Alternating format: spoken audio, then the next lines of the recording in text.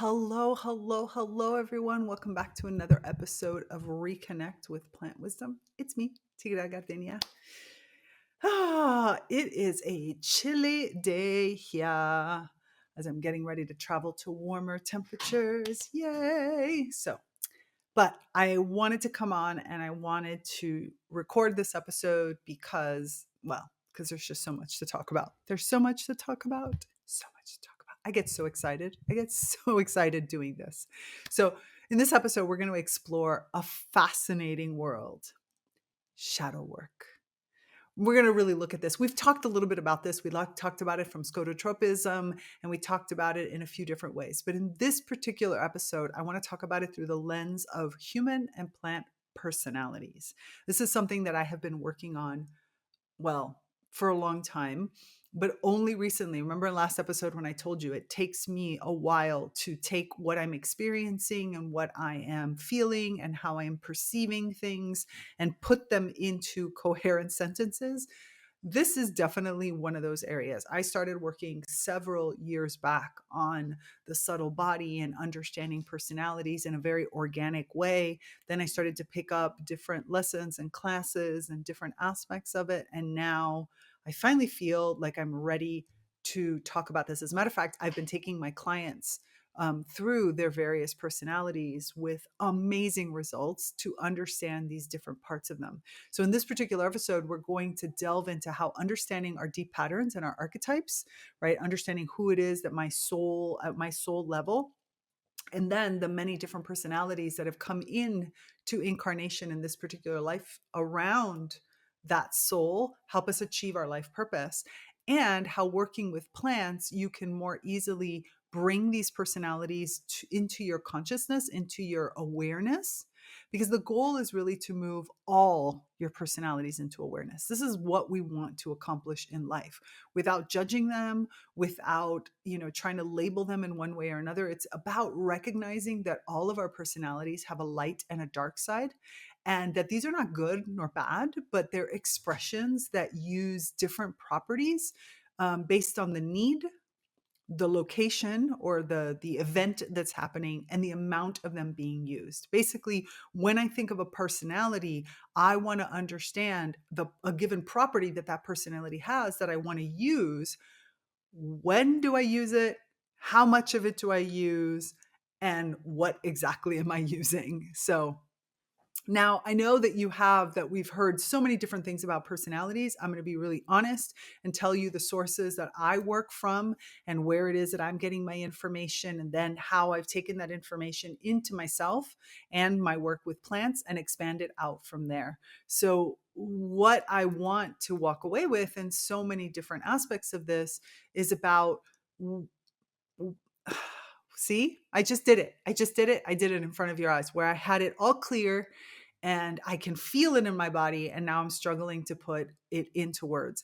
It's probably because my dominant personality, which I'm going to talk about a little bit more in this episode, has a tendency to be a little critical about things. And I'm working with trying to get the dominant personality and the ego to more consciously work with all my different personalities, to elevate my ego to an aware or a conscious ego, depending on what words and terminology you use, that integrates all the aspects of my personalities into a harmonious whole. Because when my personalities are integrated, then my personalities can better work together, and they can not only help me choose which one of their characteristics to use, but I can use combinations of those characteristics as well.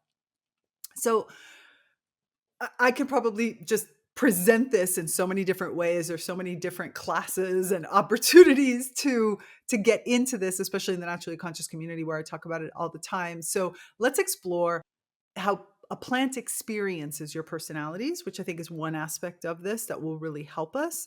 And more importantly, how is it that I can experience my personalities through my plantness, which, remember, we have already said is free of my conditioning, because my plantness lives in presence, and my plantness doesn't have all of that sort of coloring around the idea that this is right and this is wrong and all these different aspects. My plantness is really about me being able to be in it, to be present, and to evaluate from that state of here and now. So in this episode, let's explore really how we can work with the shadow side of our personalities through the plant lens. And that's why this is episode 86, Shadow Work, Embracing Human and Plant Personalities. Welcome to ReConnect with Plant Wisdom. I'm your host, Tigria Gardenia, nature-inspired mentor, certified life coach, and the founder of the Naturally Conscious community. For over a decade, I've been known as a world ambassador for plant advocacy, working closely with plants to share their practical wisdom to help you consciously embody the elements of life that nourish your evolution. In this podcast, I delve into ancient and modern knowledge from biology to spirituality about the wondrous ways of plants. Together, we'll explore how ecosystem thinking helps you overcome limiting beliefs, understand the true nature of relationships, and live an authentic, impactful life. Okay, before we begin, let me explain to you a little bit about the structure of the soul from the Damanhurian perspective. I know we've talked about this, but it's one of those things where it takes a while to kind of get into it. So the way that the soul is made up from a Damanhurian perspective is that we have our main aspect of what is our soul, which is a piece of the real, the all, and the nothing, but that's another episode altogether, that then has a main pattern. In nature, we would call it a deep pattern. In other kind of traditions, we might call it an archetype. We call it an element. There are 163 different types of elements, and each one of our souls has an element. And that element is been chosen. My soul has connected and chosen that element because that element is what is necessary for me to achieve my soul mission. So soul level. From a Damanhurian perspective, soul means I live across multiple lifetimes, and that element does not change. It never changes. It is what helps us and guides us and pushes us through each one of our lives. And in each one of our lives, as we come in through what we call the threshold into incarnation, my soul picks up a number of personalities that those personalities help with the life purpose. So I'm incarnating for a specific life. In this specific life, that life has a purpose. That purpose is a piece of the bigger picture that is my soul mission.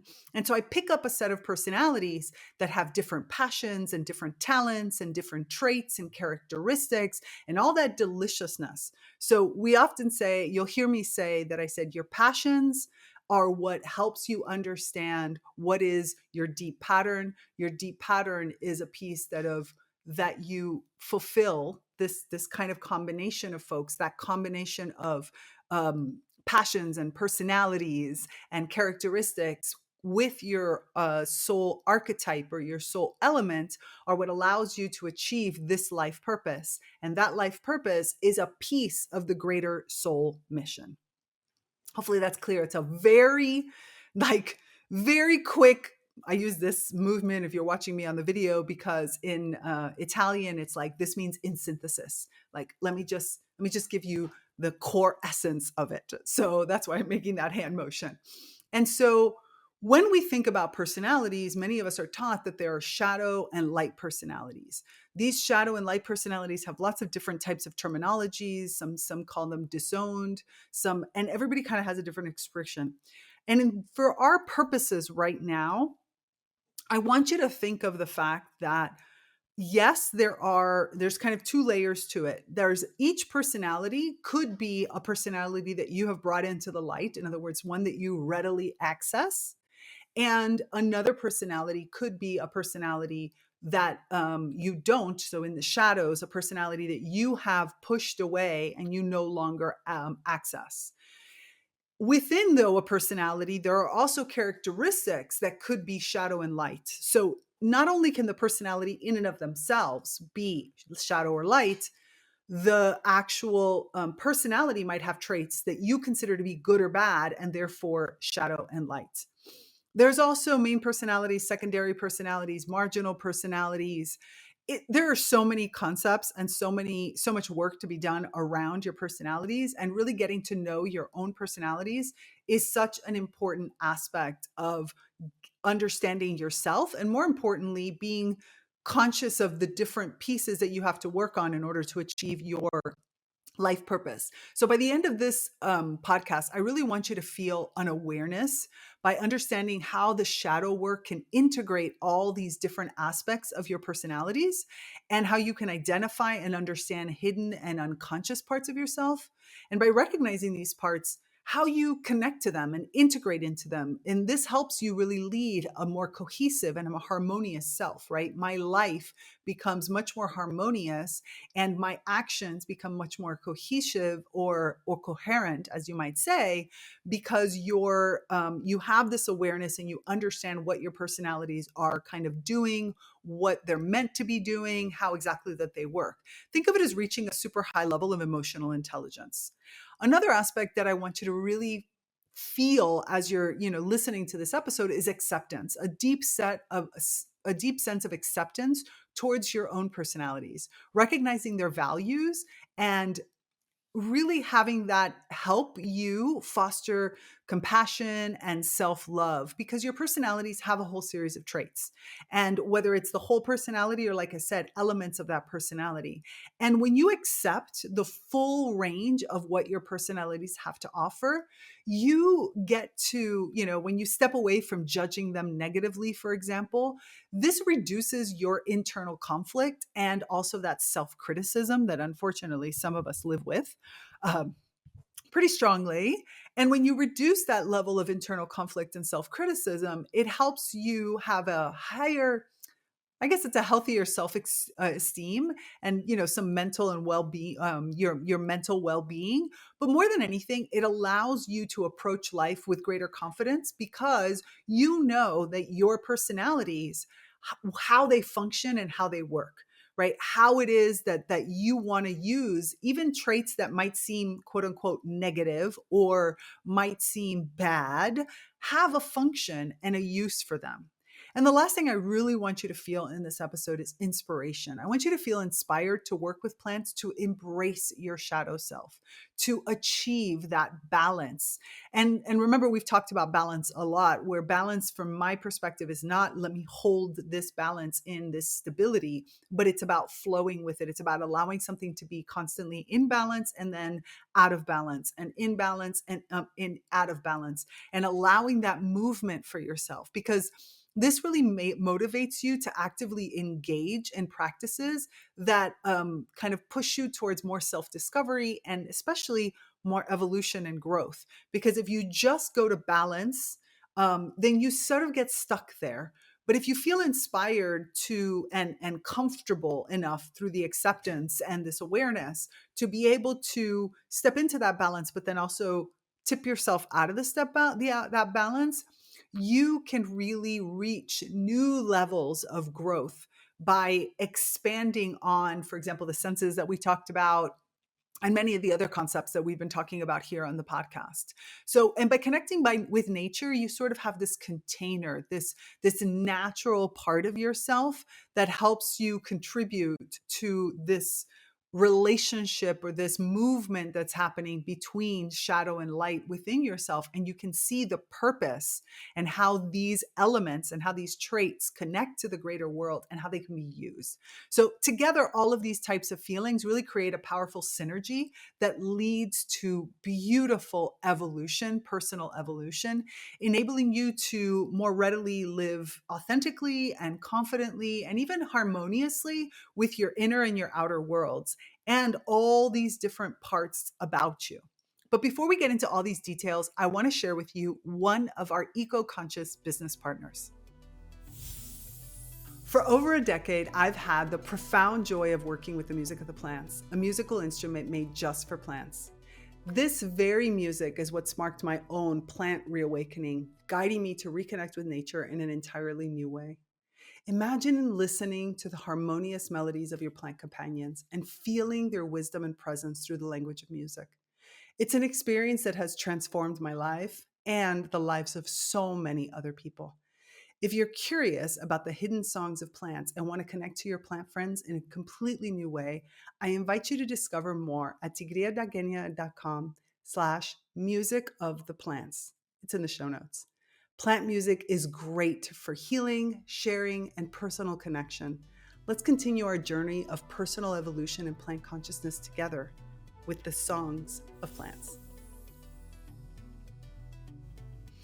Okay, let's get into the heart of it. Let's get into the heart of what it is that we're going to talk about relating to this shadow work. Now, I sometimes feel like a broken record. My multi-potentialite self sometimes thinks, do they already know the things I'm saying? But then I realize that I had to probably get this bunked into me and brought to me in so many different ways before I ever understood it, that it's like, oh, you know what? I'm going to keep saying this. I'm going to be a little bit like a broken record. But a big piece of the work that we do here together, the work that I do with my one-on-one clients, the work that I do in the Naturally Conscious community, is really about releasing conventional perceptions and conventional norms. Our humanness has so many conditioned beliefs and feelings, especially on this topic, the personalities. We label some personalities. Now, regardless of whether you're talking about individual components of a personality inside of one person or the personality of a person, which is usually the dominant personality, we label some as strong, others as weak, some as strengths, lots of them as defects, right? We often are unable to see that each personality has this range of ways that it can express itself, and that all modes of expression can be useful, even if at times they're ugly, even if at times they're mean, even if at times they're strong, even if at times they're fearful. All of these ranges of expression of a specific personality, if they're used at the right time, for the right purpose, and in the right amount, write that down. Right time, right purpose, right amount. Timing, like when to use it, purpose, what to use it for, amount, dosage, or, level of it. When you figure that out, you will master every situation, because knowing how to do that means that I can take whatever characteristic I have from the thing that society might blanketly label to be avoided, and you will find the way to use this and master that skill, master that particular characteristic or trait. The goal is never to get rid of or release or even truly change from the perspective of eliminate something of a personality. What we want is to connect into all of our personalities and get to know them enough to be able to master their abilities, even if society labels those as negative. So, for example, I'm going to give you an example for myself. My dominant personality, I believe, I have come to understand. I am still allowing myself to be proven wrong, but I feel pretty strongly, where for many people, it's usually the controller or something. That's not my dominant personality. My dominant personality is the critic. The critic and I have been together since I came into this world. And the critic, for most of my life, I thought was bad. You've heard me talk about this before, and I will continue to talk about it because it's an ever-evolving relationship with this critic. But my critical and detailed nature was so destructive for so long. And because society just kept telling me, bad, bad, bad girl, bad, don't do that, I never tried to form a relationship with my critic. I just tried to get rid of my critic. I think I tried to kill off my critic, eliminate my critic, neutralize my critic. If you can think of any film that there is like a negative character that you're trying to, just do away with, I probably tried all those techniques to get rid of my inner critic. And it's not my inner critic, it's the critic. And the reason I say this is because the inner critic is slightly different and is a different personality. That I think there's a piece of me that has an inner critic, but it's not the inner critic that was my problem. My problem was the critic, the vocal critic. My critic likes to break things down. My critic likes to see something and immediately point out all the flaws. And of course, pointing out flaws constantly doesn't exactly build great teamwork or rapport. So I had to, you know, really rethink my relationship with the critic. And once I started learning about personalities, and particularly when I started working with plants, when a plant was telling me, hey, you do realize that in nature, everything has a function. Have you ever tried to find out what the function of your critic is? A whole world opened to me. What do you mean the critic could have a function? Especially since now I know it's my dominant, obviously it has to have a function. When I learned that the critic has very specific function, it sees things that others just gloss over. It prevents mistakes or worse, dangerous situations. My critic can take a strategic plan and break it into 1,000 pieces. My problem was not my critic. My problem is that my critic did not have a counterpart in the presentation of that material. My critic was raw and unfettered. My critic just didn't have any kind of bedside manner. And working with plants helped me understand that everything in an ecosystem has a function, and therefore the critic had a function. But oftentimes, for you to realize the benefit of that function, you need to find the companion, whether it's a companion plant, a companion animal, a companion function. The idea of an orchid with beautiful colors that they put out only work and mean something if the bee comes to pollinate, right? There has to be this relationship. And within our personalities, we have the same thing. We have the need for this type of relationship. And the other thing is also the dosage, how much of it to use.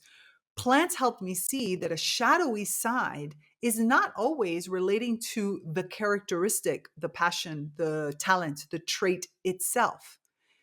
It was oftentimes around how much of it to use and in what conditions to use it. Remember, I was telling you about it's all of those three elements that are so incredibly important for you to have.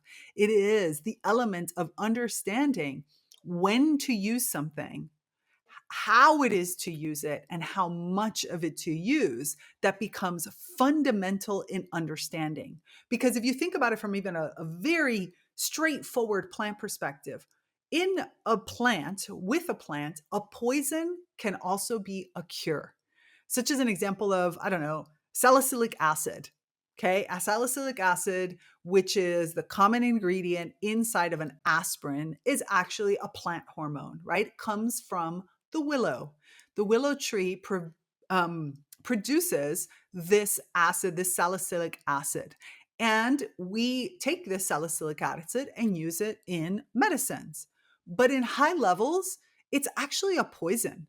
It can lead to cerebral and pulmonary edema. It could lead to death. It could lead to so many different aspects. And so you have to know how to use it, how much of it to use, when to use it. You already know the what because it's the salicylic acid, but the willow chooses how much salicylic acid to produce based on what is the goal that's trying to be achieved. And that's the same type of mentality that you want to go into personality work. You want to go into it by thinking about the personalities that I first want to identify all your characteristics, no matter how scary they could be, no matter how they might not be something that I actually want to connect to, might be something that's hurt you in the past or has created some kind of trauma for you in the past. But it doesn't matter. You want to identify them all because you want to understand their function, to master your personality and to integrate then your personality with other personalities. Because remember, I told you, plants, oftentimes the function needs a collaborator or a companion. Remember my previous episode about tomato and basil being companion plants. They share information back and forth to one another. That is what makes both of them grow better. And it's the same situation here. My personality has to find the right avenue in which to be explored and used or in a particular situation. But I also oftentimes will need to have the companion that helps me deliver better. So my critic needs to have curiosity, which my curiosity is the other side of that critic, because the critic not only says this is wrong, but my critic says, how did you get there? And if I lean in to the other aspects of my critic, the curious aspects, I can deliver harsh information in a much more, not just gentle, but in a collaborative way. Because when I approach and I kind of grab curiosity and I say, hey, curiosity, critic, like what's called strategic side of critic is seeing these flaws, but I need to present this. So can you pull in curiosity and help me describe the flaws that I'm seeing through the lens of curiosity? Now, all of a sudden, I'm asking questions. I'm trying to elicit a broader picture. I'm accepting the fact that I could also be wrong, because through curiosity, I might discover new facts that I never thought about. So when I approach my critic through curiosity, and I have many characteristics within the critic and many characteristics within the aspects of the curiosity, and I kind of throw that lens over like a filter on a light, all of a sudden that light becomes softer. That light is easier to digest. That light creates collaboration. That light opens to descriptions and to explorations together.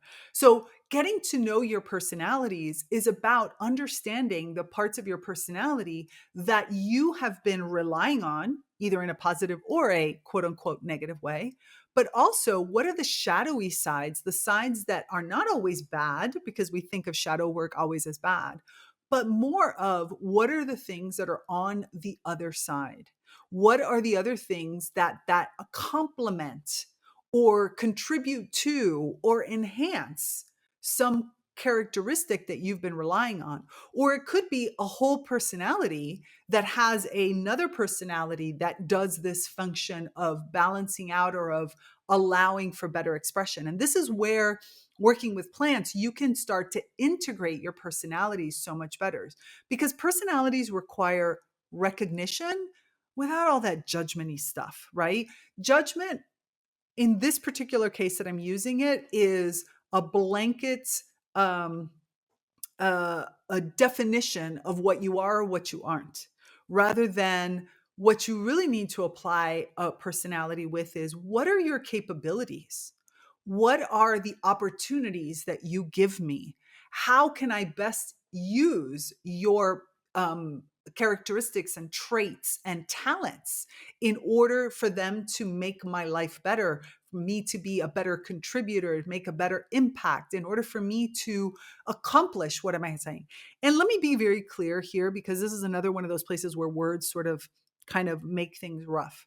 Sometimes I let my inner critic not use filter of curiosity, because if I need to build something up, I'll give you an example. I was recently having a conversation. I was reading a thread on somebody's Facebook page where they were having a conversation on a topic that I won't get into what the topic is because I don't want to sideline us with the topic, but it's one of those topics that for me is like a fundamental right of being a human being in the world. And this person was basically saying that that right was something that was legislatable, something that somebody else could impose limitations on this right, which to me is not acceptable at all. So what did I do? I tapped into my inner critic. I took out curiosity for a minute. I put curiosity on hold and I said, critic, I want you to take this argument, which is something I'm very good at. And I want you to just break the argument down to its most essential elements. What this person is saying, I want you to systematically show this person how their logic does not reach the conclusion that they want to reach, because they are trying to compare. As I said to a friend of mine today, when I was describing this, I said apples to eggs. They're just not the same thing. And my inner critic is very good at this. I get very quiet inside. I have absolutely no judgment. I wasn't judging this person's argument as good or bad or whatever. I was just seeing the flaw in the logic that the person couldn't see, because they were comparing two things that didn't have anything to do. And more importantly, because curiosity is kind of always there, I was stern, but I was also asking questions like, okay, you want to follow this rabbit hole in this direction? Let's go down this direction. And eventually, let's see if we get to the flaw in your logic. And so I was asking questions. I never judged the person. I didn't insult the person. I wasn't even thinking in that direction. I was thinking more of, this is fundamentally not right. And therefore, my critic was more connecting to my righteous indignation, which is another personality that I have out there that is very, very strong. And I didn't filter through curiosity overall to soften it. I needed it to be harsh. I needed my critic to dismantle. I needed my critic to be thoughtful and to make sure that there was no judgment from the perspective of name calling or even thinking any of those types of things. I very much highly respect this person. I believe this is a very intelligent person who is mixing things together that don't mix together, and that where there is a piece of their logic that I will never change and I don't want to change, because that is their belief system, and I can understand and I can appreciate their belief. But there's a place where the belief entered into a logic stream that is, in my opinion, not logical at all. And so therefore I went into it and I needed my critic to be a dismantler. I was not trying to build up teamwork, at least for the majority of this. When I got to near the end, I called in the curiosity and I said, okay, if I want to end this in something that can be useful, I've now written this in a way where I know the person will not be personally offended. I have written it with a dismantlement of their logic and argument without them being offended, because there's nothing for me to be offensive. I did not offend them in any which way. In fact, the person, I could see, by the reaction, it was clear that I didn't offend, because I did not go against like their belief system or try to tell them that their beliefs were bad or any of that kind of stuff. My critic can be very good at just the facts and really going into just the facts. And then I called in curiosity and I said to curiosity, as the other side of this, I said, I need you to help me close this with an opening for conversation. So still critic focused, but with a opening that says, hey, you're trying to throw a red herring in here. How can we look at this differently where we're really comparing apples to apples? Because if not, we're not going to go anywhere. It has taken me, let me say this. I remember being about 27 years old, lying on the floor at a friend's house, crying, bawling my eyes out, because my critic at that period of my life was so strong that I was destroying my career. This is how long I have been working on this inner critic without recognizing what I'm telling you right now until only the last 10 years. But I have been working since my mid-20s on this inner critic.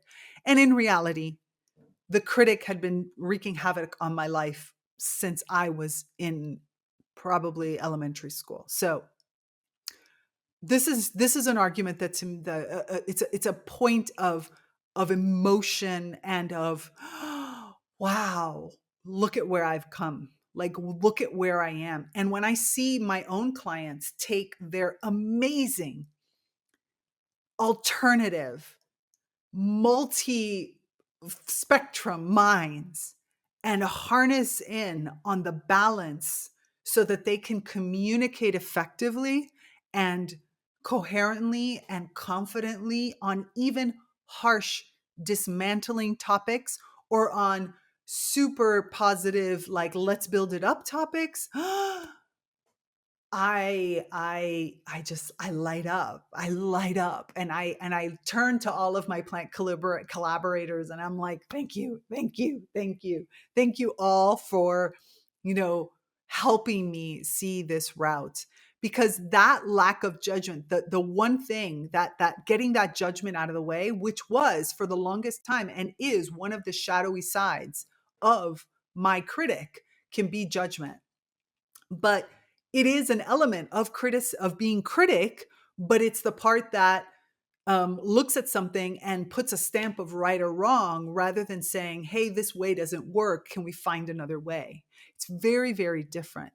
And so once I step out of the judgment, which means that I'm not just trying to fight, because oftentimes when you approach a personality through judgment, it's because you're still fighting for basic survival. Like there's a survival skill in there that's happening.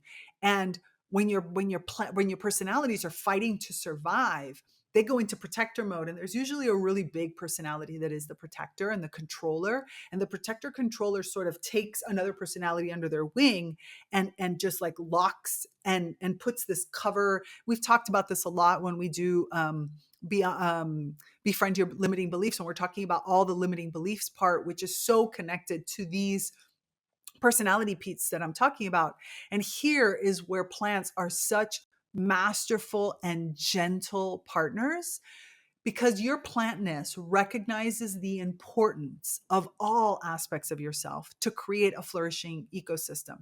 Your plantness knows that everything in there can nourish something, and it or to decompose something, because even the decomposing is an important aspect. This is all a landscape that every single one of the traits within you can be useful in when you learn how to work with them.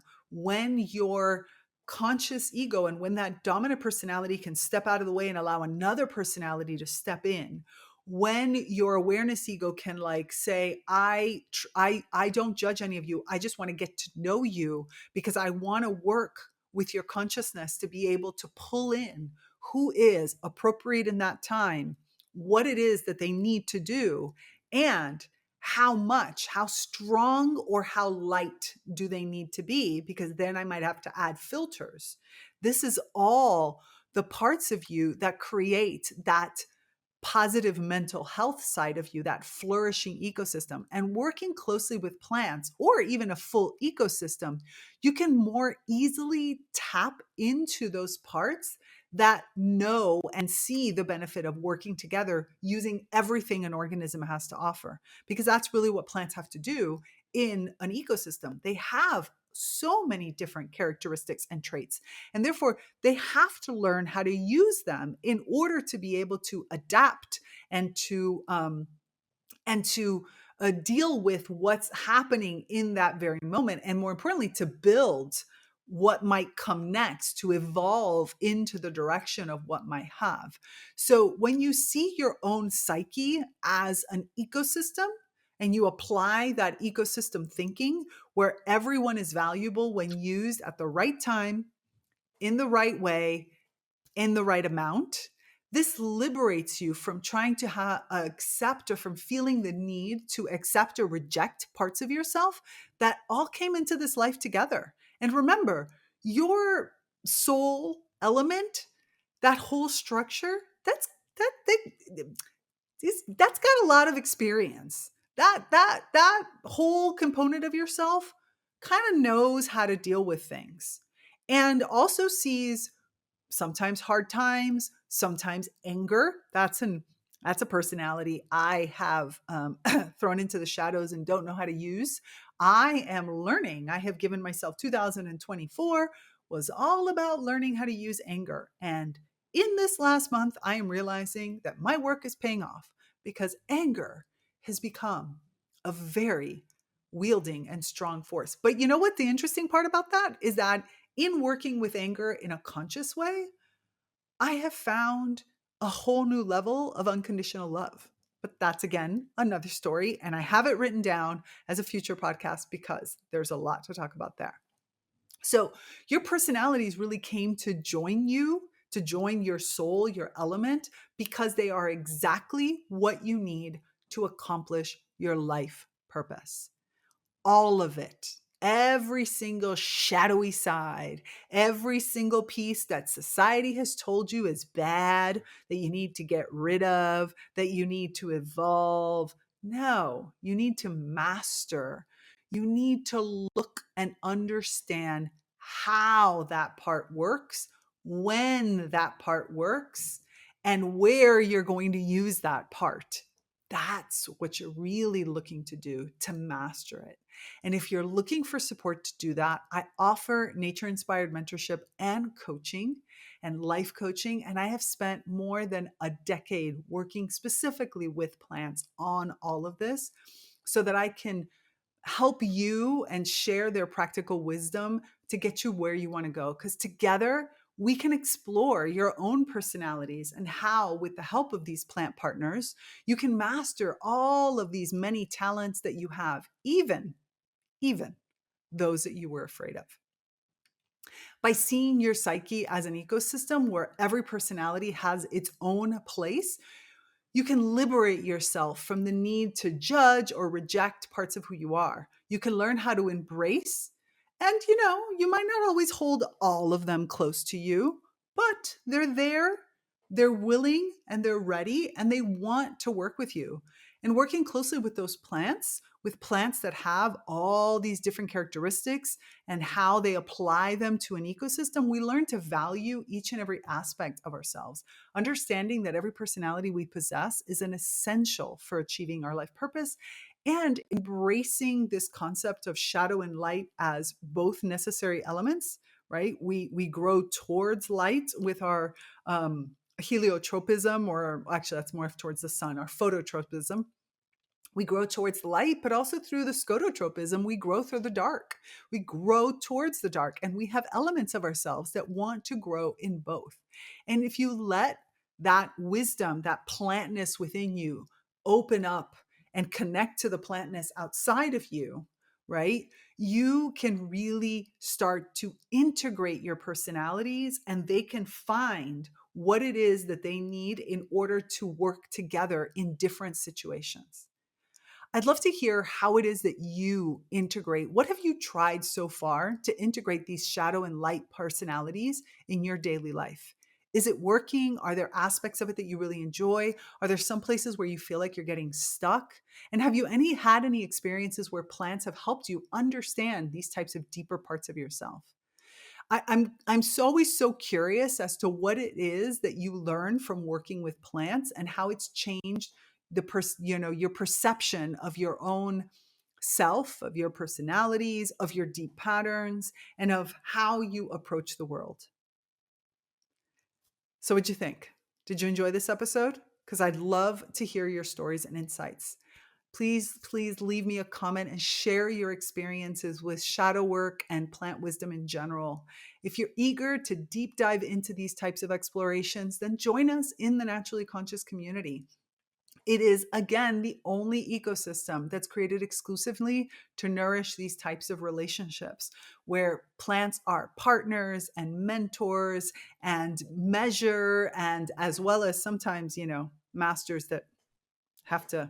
This is another Italian expression, by the way. You can't see it in the audio, but in the video you see it. It's like they're going to kick your butt. Sometimes a good kick in the butt isn't also a very important personality trait to allow to come forward. So I hope that you enjoyed this episode. Remember to like, to comment, and to subscribe. There are many out there just like you seeking a place to discuss these types of plant relationships. And your shares help this podcast reach them and hopefully have them find the Naturally Conscious community. So that's it for this episode. Remember to resist the urge to hold back your emerging green brilliance. If you need support to do it, I am always here for you, and I am in service. Bye. Thanks for tuning in to this episode of ReConnect with Plant Wisdom. To continue these conversations, join us in the Naturally Conscious community, your premier online ecosystem for plant reawakening and accelerated evolution and co-creation with other kin. Here, you'll find expansive discussions, interactive courses, live events, and supportive group programs like the Plant Wisdom Book Club and the Sprouts Writing and Creativity Group. Connect with like-minded individuals collaborating with plants to integrate these insights into life. Intro and outro music by Steve Shuley and Poinsettia from The Singing Life of Plants. That's it for me, Tigria Gardenia, and my plant collaborators. Until next time, remember, resist the urge to hold back your emerging green brilliance. I'm out. Bye.